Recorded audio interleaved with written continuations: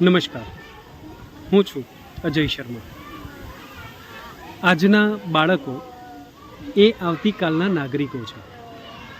આજના આ બાળકો જ્યારે આવતીકાલે નાગરિકો બનવાના છે ત્યારે એમને કેટલાક હકો અને અધિકારો મળવાના છે. આ અધિકારો ઘણા બધા છે.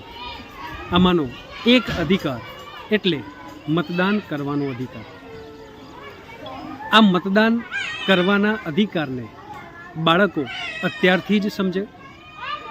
મતદાનની જે પ્રક્રિયા છે, મતદાન કરવાની પ્રક્રિયા, એ પ્રક્રિયાને સમજે.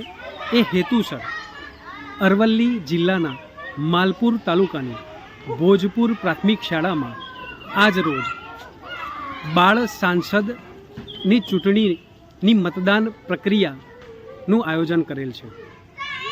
શાળાના વર્ગખંડોમાંથી એક વર્ગખંડની મતદાન મથક તરીકેની પસંદગી કરવામાં આવી છે. એ મતદાન મથકમાં અત્યારે શાંતિપૂર્ણ રીતે મતદાન ચાલી રહ્યું છે. ધોરણ 1 થી 8ના વિદ્યાર્થીઓ આ મતદાનની પ્રક્રિયામાં જોડાયેલા છે. શાળાના શિક્ષકો અને મધ્યાહનનો સ્ટાફ એ ચૂંટણીના અધિકારી કર્મચારી તરીકેની ફરજ બજાવી રહ્યો છે. તો ચાલો આપણે મતદાન મથકમાં જઈએ અને જોઈએ ચૂંટણીની